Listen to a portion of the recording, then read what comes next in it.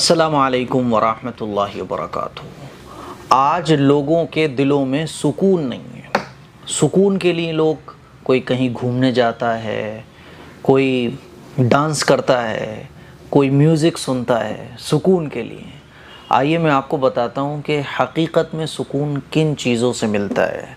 حضرت ابراہیم خواص رحمۃ اللہ علیہ بہت بڑے اللہ والے گزرے ہیں، ان کا شمار بڑے اونچے مرتبے کے بزرگوں میں ہوتا ہے۔ وہ ارشاد فرماتے ہیں کہ دل کی دوائیں 5 ہیں۔ کون کون سی ہیں؟ نمبر 1، قرآن کریم کو تدبر کے ساتھ پڑھنا۔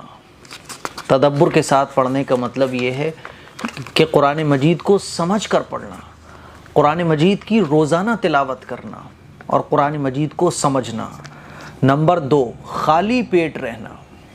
بھوک لگے تب تو کھانا کھائیے، یہ نہیں کہ ناک تک آپ کھا لیتے ہیں اور پھر ابھی بھوک لگنا بھی شروع نہیں ہوئی پھر کچھ کھا لیا، پھر کچھ کھا لیا، پورے دن کھاتے کھاتے گزر رہا ہے اور سوتے سوتے گزر رہا ہے۔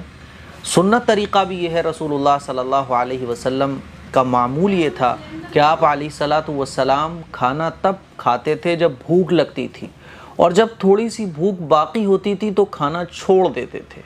تو دوسری چیز خالی پیٹ رہنا۔ نمبر 3، رات کو تہجد پڑھنا۔ سوچیے ہم نے اور آپ نے کتنی بار تہجد پڑھی ہے، کتنی بار ہم نے تہجد پڑھی ہے، کبھی تہجد پڑھنے کی سوچا بھی ہے؟